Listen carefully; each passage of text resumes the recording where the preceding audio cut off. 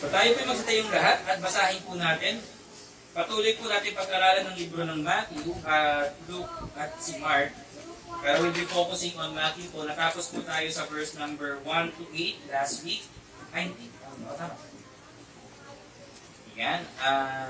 Patuloy po natin basahin at pag-aralan ng Matthew. And we'll be starting from verse number 9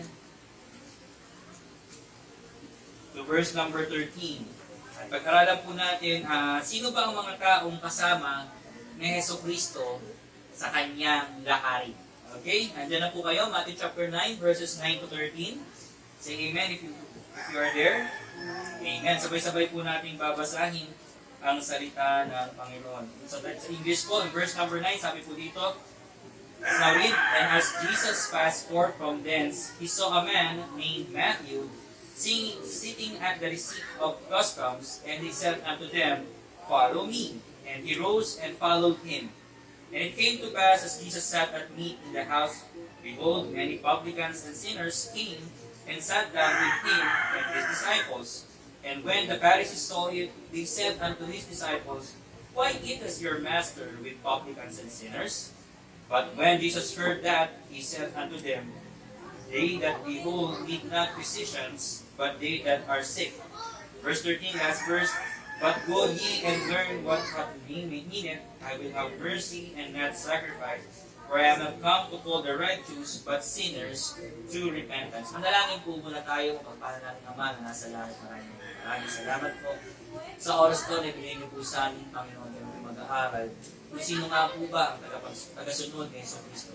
Dalangin po namin, Panginoon, makita po namin ang aming sarili sa mga aming pag-aaralan ngayon at makita po namin ang sarili namin magbago sa pamamagitan po ng banal na Espiritu. Tulungan niyo po ang bawat isa, Panginoon, maintindihan po namin yung salita. Ako po magsasalita sa pamamagitan po ng banal na Espiritu. Talo niyo po ako sa likuran ng Diyos ng Kalbaryo. Makita po ang Jesus at hindi po ako, Panginoon. Maraming salamat sa mga kapatiran narito. Kayo po ang aming maitaas sa aming pananambahan. Sa matamis na pangalan ni Jesus. Amen. Tayo po yung mga kaupungan.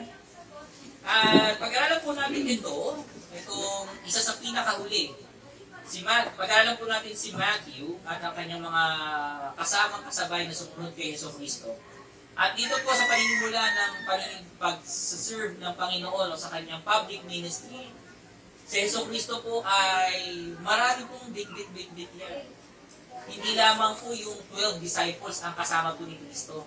Meron po mga unknown disciples na nakasunod din po kay Jesucristo. At meron din po mga tagasunod ni Kristo na chuchu lang. Alam niyo yung chuchu lang? Yung bang, ano bang ginagawa ni Kristo? Ganyan lang. O kaya naman, usisero yan. Usisero. Kasi kami, 90s ang batang 90s, pasensya na, chuchu kami. Mga usisero. Yan. O kaya naman, may mga sumusunod kay Kristo dahil may mga problema sila. At may pag-aralan po natin itong mga to at tingnan po natin sino tayo sa tatlong mga taong kasama ito. Marami po ito pero tatlong distinct na mga tao na mapapansin po natin sa buong ministeryo ng Panginoong Jesucristo sa tatlong taong pag-minister niya. Itong tatlong to palagi niyong makikita pag nagsasalita sa Jesucristo. Okay? At sa Matthew chapter 9 verse 13, may katuwang po yan ng mga verses, kapantay ng mga verses. Sa Mark chapter 2 verse 13 to 17, sa Luke chapter 5 verse 27 and 32, almost pare-pareho po ng mga sinabi nila, pantay-pantay po. Kaya nga sinasabi ko sa inyo, itong tatlong writer ng gospel na ito, nagkopopyahan. Hindi naman po, yan po yung kanilang nakita sa buhay ni Kristo at kaya po nila sinulat. Okay? So, ready na? Tingnan po natin kung sino tayo dito at tingnan po natin baka pwedeng magbago. Kasi kailangan natin magbago. Okay? Let's move on. Unang-una si Matthew. Ano po ba si Matthew? In Matthew chapter 9 verse 9 and 10, sabi po dito, and it came to pass as Jesus sat in 9 verse 9, and as Jesus passed forth thence, he saw a man named Matthew. Isa po siya sa mga disipulo ng Panginoon at siya po yung huling tinawag ng Panginoon para maging disipulo niya. Yung 12 disciples po talaga. At in kalaunan, naging apostol. Okay? Ano po siya? Ano pong trabaho niya? Sabi niya, a man sitting at the receipt of the customs. ano po siya, na ang trabaho po niya ay tax collector. Sabi po dun sa Mark, chapter 2, verse 14, dyan po natin makikita ang kanyang posisyon. And he passed by, and so the Levite, ano ba? Tama. Sabi, the receipt of the apostle said unto him, follow me, and he arose and followed him. Okay? Ano po yung distinguishing sa kanya? Son of Alphaeus. At sa Luke chapter 5, verse number 27 and 29, and after these things he went forth and saw a publican, a Levite, named Levi, sitting at the receipt of the customs, and he said unto him, follow me. Pansinin niyo po, no? Itong tatlong mga talatang to, ipinapakita po yung pagkatao ni Matthew. Isa po siyang Levi. Pag sinabi po mong Levi, priest. Lineage po yan ng panahon ng mga Old Testament. Pero tignan mo, pag tax collector po ng mga panahong ito, sila po yung pinakaayaw na ayaw ng mga tao. Sino po ba dito natutuwang magbayad ng buwis? Umamin kayo. Di ba minsan ang hirap magbayad ng buwis? Pero magbayad na naman ng buwis. Dati, pag magbabayad ka ng buwis, papasok kayo sa isang city, sa gate nila, o anong dala mo dyan? 10 baka. O sige, kalahating baka. Yung halaga ng kalahating baka, yan ang tax niya. Pabayad mo. So, kaya naman, sa port, o port of entry, o magkano yung dala mo? 10 toneladang ginto. O sige, yung 10 tonelada dyan, kalahating tonelada dyan, sa gobyerno na. Yung sa akin, yung 1/4. Kasi ang mga tax collector noon, hindi naman standardized yung mga yan. Minsan, nangungupit. Yung mga yan, kaya maraming galit sa mga tax collector noon. Ngayon, wala tayong magagawa. Automatic, bawas sa ating sahod. Diba? Sino ba nagkatrabaho dito may tax? Diba? Hirap-hirap na nung si Joe. Diba, Joe? Tax? Hindi ko nga nakikita gumagalaw yung yung gumaganda yung dakanan namin sa... Diba? Pero, Loan pa. may loan ka pa. Huwag mo na ilakas, marinig ka dyan. Wala na pa ba sila? Diba? Ako po, sabi ko sa inyo, dali lang ito sahod ko. Kaya gusto kong mag-abroad minsan eh. Doon walang tax, lalo na sa Middle East. Wala pong tax. Sa puntahan ni ma'am, sa Singapore, ang tax ko lang noon, 1% ng sahod ko. Tapos, sobra pa yung siningil sa akin, bumalik pa yung... Sarap, di ba? Ito si Matthew, nung nakita siya ng Panginoon, sabi ng Panginoon, Matthew, sundan mo ako. Ang ginawa ni Matthew, sinundan niya agad ang Panginoong Jesucristo. Walang patumpik-tumpik, tumayo siya sa kanyang pinakakaupuan at sumunod agad siya sa Panginoong Jesucristo. Ganun po ba tayo, mga Kristiyano? Minsan tayo, magdadahilan pa, tulad ng pag-aral natin ng mga nakarang linggo, di ba? Yung tao, sabi niya, Lord, gusto kong sumama sa inyo, pero ilibig ko muna yung aking tatay. O kaya man, Lord, saglit. Magpapaalam muna ako sa aking bahay para baka may kailangan pa akong tapusin. Pero ito si Matthew, nung sinabi ng Panginoon, follow me, sabi niya, yes, Lord, sunod po ako sa inyo. Those who followed God, those who followed Christ, yan po yung tagasunod ni Jesucristo. At yan po yung picture ng karamihan po sa atin. Okay, karamihan po sabi ko, hindi kakaunti ah. Karamihan po sa atin, pag sinabi ng Panginoon, gawin mo to, sunod agad tayo. Yan po yung gusto makita ng Panginoon sa atin. Hindi magdadahilan pa tayo na, Lord, saglit lang. May gagawin pa ako sa bahay. Diba? Nakakatuwa nga po Sir Joey, no? Pag may gawain. Sir, anong oras po lakad namin, mag-a-adjust po kami. Diba? Saglit lang sir, tapusin ko lang to ng konti. Agahan po yung gagawin ko para hindi maalantala yung gagawin natin. Hindi po yung magaganda. Gagawa tayo ng paraan para hindi na matamaan o magalaw yung paglilingkuran natin. Ano pa? In verse number 10, sabi po dyan, in Matthew chapter 9, verse 10, sabi po rin, and it came to pass, as Jesus sat, meat in the house. Kayo pong bahay to. Bahay po ni Matthew. Naghanda po siya. Ibig sabihin po, si Matthew, hindi lang sumunod sa Panginoong Jesucristo, nag-serve din siya. Serve. Dito po sa atin, hindi pa po tayo masyadong deserve. Kaya po, nag-iisip ako ng paraan para magagawa po tayo sa Panginoon. Nakakatuwa po si Arvina. Sir, ako na bahala dyan sa mga trucks natin habang nag-ahalaga, habang tulog si Sabina. gagawin ko yan. Nagpre-present ka ng gagawin. Kasi nung isang araw na wala kaming teacher, ako po magtuturo. Hindi, sir. Si ate Emma, Nanay Emma. So, preacher, dito po tayo magturo, dito po tayo. Dinidirect kung saan ako po, saan pwede magturo. Dito po yung mga kailangan nating tao. Si tatay Remy. Sir, may kilala ako dito, sabi ko sa niya, tay, puntahan natin. Ang problema, nagkaroon sila ng problema ng pamilya, kaya hindi namin niya puntahan. Kung December, Christmas, eksakto. Mamamasko tayo. Masko po, hindi tayo mamamasko. I-witnessan po natin, i-share po natin ang salita ng Diyos sa kanila.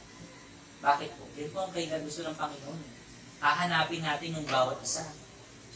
Diba? Yan po ang napakaganda. Pangalawa, sino po ba mga tagasunod ni Hesus Kristo? Ito, masaya to. At nawa, hindi natin magampanan ang mga ginagawa ng tagasunod ni Kristo ngayon. Sino po sila? Sila po ay ang mga religious people. Mga relihiyoso na tao. Marami po yan sa buhay ni Hesus Kristo. Tingnan po yung baba, ha? Diretsoy na natin. Sila po yung those who showed being godly. Sa small letter, yes, makadiyos daw sila. Explain ko po kung bakit mamaya. At yung isa, those who are critical. Lahat na lang ng kilos ng Panginoon, pinapansin. So, yes, correct! Tama po. Tingnan po natin, ha? Ipapaliwanag po ng Biblia kung bakit po yung mga. Tingnan niyo po, ang buhay po ng mga religious leaders ito, religious people na ito, tingnan po natin sa verse number 10. And it came to pass, as Jesus sat down meat in the house, behold, many publicans and sinners, hindi po sila yon, and sat down with them, with disciples. Ito po, verse 11, ang sabi, when the Pharisees saw it, mga Pariseo, ano po ang Pariseo? Sila po yung mga nakapag-aral ng Old Testament, cover to cover, memorize po nila ito. Kaya bawat kilos ng Panginoon, oo, sandali. Bakit ka nagpapagaling pag Sabado? Bakit ka pa nagpapagaling pag Sabat? Bakit ang mga disipulo mo nagpapagaling ng Sabat? Oo, itong kapatirang ito, itong sinasabi mong disipulo mo, gumawa ng kasalanan niya. Lahat na lang ng kilos ng Panginoong Hesus Kristo, pinapansin nila.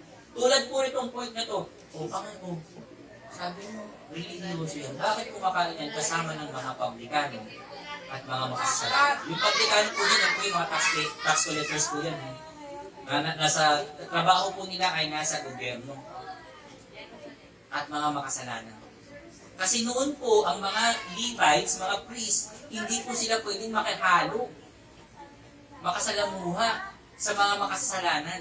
Kasi sila, puro malinis, dalisay. Eto si Hesus Kristo, alam nila na dapat maging madalisay din si Hesus Kristo, dapat wala siyang kasalanan, hindi nakikihalo sa mga makasalanang tao. Pero ito si Hesus Kristo, nag-ahalot siya ng mga kasalanang tao tulad natin, at sasabihin, halika, makinig ka, ako yung tinapay mo, ako yung tubig na buhay, ako yung inyong pastor. Hinahanap niyo po yung bawat makasalanang tao. Doon po naiinggit yung mga Pariseo. Bakit si Hesus Kristo nilalapitan kami? Hindi. Kami yung tama, kami alam namin yung Biblia, cover to cover. Sino ni Hesus Kristo nilang bago lang yan? Ganyan sila. Naalala niyo isang kwento nung isang harlot, yung isang nangangalin niyang babae. Dinala ng mga Pariseo, eto, nahuli namin, nakikipag-apid. Sabi sa utos ni Moses, babatuhin siya hanggang mamatay. Anong sinabi ng Panginoon? Sumulat siya at sabi niya, batuhin niyo. Bumato ang unang may walang kasalanan. Dapat siya yung unang bumato kasi walang kasalanan si Hesus Kristo At yung mga Pariseo, babatuhin ba namin? At isa-isang umalis ang mga nagsumbong. Bakit? Hindi mo na mahuhuli yung nangangalin niya kung hindi ka nanilip Tama? Kasalanan din nila. Kasi sabi nila, nahuli namin sa akto. O ano yun? Nasilip nyo na nangangalun niya. O, ganun po sila noon. Kung mali ka, sila ang tama. Kaya sabi ko kanina, sila yung tingin nila sa sarili nila makadus. But in the end, Sila yung pinakamatinding na gumagawa ng kasalanan. Huwag ka nang paparito. Okay. Tapos kritikal sa Panginoon, lahat ng kilos. Nawawala po sa atin ito. Pero hindi ka ba dapat ayusin mo? Hindi po. Iba po yung critical, iba po yung nagsasuggest. Meron akong kilala bawat kilos ng pastor Ayan si pastor. Nag-preach. May notes. May notes. Ilang beses nga sabi si pastor ng nag-aulik. Nag-ano naman. Isang dosena na. Pastor, isang dosena ang o kaya may mga pastor na hilig. Ito, hindi ko po alam kung napuntahan niyo yung mga pastor. Can I get an amen? Can I get an amen? Amen po ba dyan? Di ba? Praise ko na kaya yung amen si pastor. Tanong ng amen. Amen naman kami ng amen dito. Pastor, nakita kayo. Pero yung notes talaga, yung lesson talaga hindi sinulat. Di ba? Please lang po pag ganyan ginagawa ng mga nagsusot dyan. Tanggalin nyo na po. Salamat sa Diyos, wala po lumalapit sa akin. Sir, ilang beses ka nagkamali sa salita ng Panginoon. Pag gano'n, sige, tama nyo naman ako, pero huwag naman tuloy-tuloy. Huwag naman yung, ano ba yan, si Pastor? Hindi kasama si misis niya, baka nanganganin niya na yan. Diba? Takot po ako sa misis ko, ha?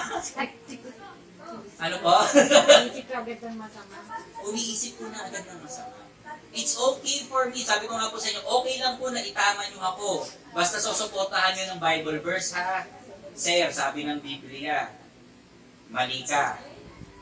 Check ko rin naman. Hindi naman magalit sa inyo agad. I-check ko naman. Parang ng mga isang araw, may nagsabi sa akin, Sir, pero parang hindi maganda yung gagawin natin ganito. Ayun naman ako, tinignan ko, isip ko. O nga, no, parang hindi maganda. Sige, ako na bahala, sabi ko sa kanya. May na-adjust, di ba? May nagtaka kayo, may wala nangyari nung nakaraang linggo. Di ba? Sabado dapat mag tayo dito. Hindi na, iba yung nangyari. O, salamat po, may naghanda pa rin. Salamat, ma'am, di ba? Kaya gawa ang Panginoon, basta maayos yung pangingipag-usap. Hindi yung publicly, isipin mo. Panginoong Hesus-Kristo to, alam ng mga Pariseyong may darating na magpapalit may darating na tagapagligtas. May Mesayang darating. Alam nila yan. Ayaw lang nila si Kristo.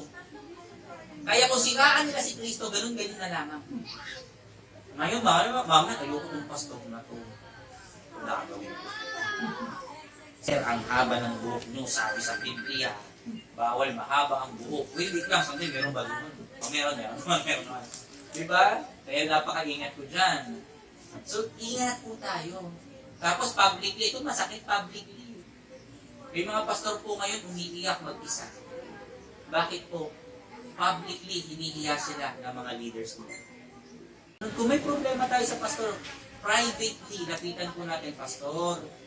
Nasaktan po kasi sinabi nyo kanina, medyo personal na.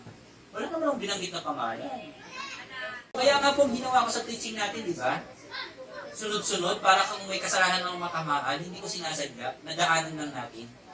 At aayusin natin yun sa privately. At kung matindi na po talagang kasalanan nyo, nalapitan ko po kayo personal.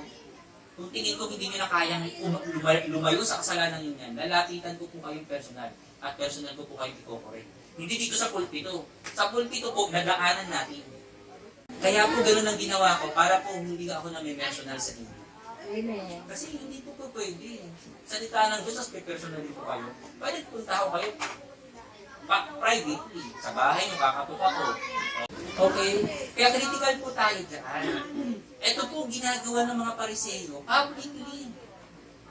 Publicly. Sabi, ba't ka Panginoon? Bakit? Ba't ka kasama ng mga makasalanang tao? Diba sinagot po ng Panginoon mamaya? At tingnan po natin, minsan po sino pa po ang makachos sa atin? Sino pa ang maraming tinatawang kasalanan? Diba? Ingat po tayo dyan. Ingat po tayo dyan. Ayan o, yung gulat na gulat sila.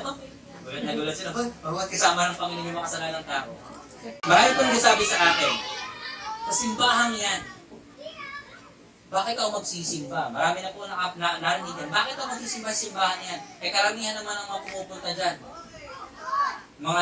Mga chismoso, mga may sugarol, mga mangungutang na di nagbabayad. Saglit lang po.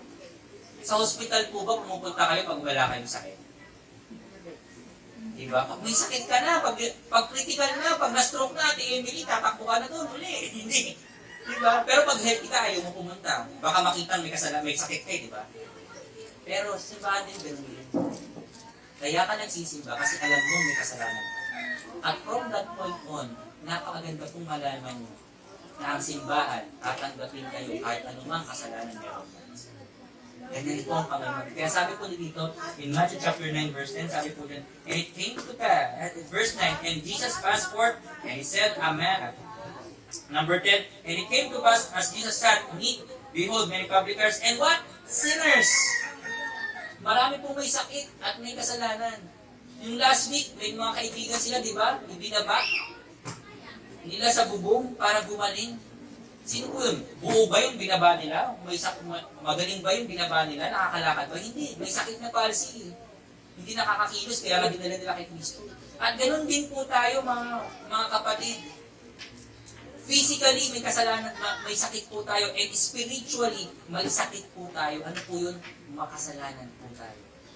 Kaya wag po kayo maghahanap ng perfectong kapatiran dito sa simbahan ito. Wag po kayo maghahanap ng perfectong pastor. Sa langit lang po meron yan, si Hesus Kristo. Hindi po ako si Hesus Kristo, hindi po ako napako sa krus ng Kalbaryo. Magkakamali rin po ang pastor, magkakamali rin po si Ate Emily, magkakamali Sir Joby. Meron po akong kilala. Ayan, wrong word na naman si pastor. Wrong pronunciation na naman si pastor. Wrong na naman. Diba? Kala mo malinis ka, pero in reality, lahat po tayo dito, pantay-pantay, sa harapan ng Panginoon may kasalanan. Kaya nga po tayo nagsisimbre. Kaya nga po tayo nag-aaral ng salita ng Diyos. Para kahit papano, lumapit sa Kanya, kahit papano, patawa. Ngayon, pinatawad tayo ng Panginoon, kahit papano maayos ang ating buhay. Sabi din, those who need physical healing. Nung panahon po yun, pag may sakit kami, kasalanan ka na mati. Ngayon po, kaya ka lumalapit sa Panginoon kasi alam mo may kasalanan ka. Alam mo may problema ka sa inyong spiritualidad.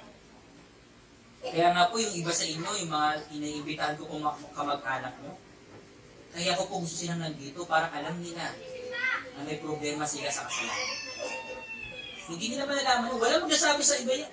Walang magsasabi na may kasalanan sila sa umpukan ng mga nag-iinuman. Tama? Saan ka nakita ng nag-inuman ang usapan kasalanan? Ay, ang usapan kabutihan. Puro kasalanan yan. Isipin mo, ayusin mo yung halimbawa, nag-iinom. Halimbawa lang ha, may umpukan na nag-uumpukan ng nagbabarit dyan.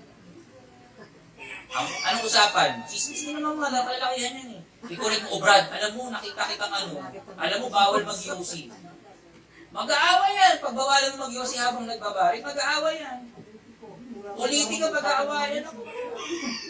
At pangatlo, ito pinaka-importante po sa atin. Kaya tayo nagsisimba, kaya tayo lumalapit sa Panginoon. Kailangan natin ng spiritual living. May kasalanan tayong ginagawa. Minsan may kasalanan tayong ginagawa pa ulit-ulit. Lord, patawarin mo ko dito sa kasalanan. Darating ang panahon, papagalingin tayo ng Panginoon siya.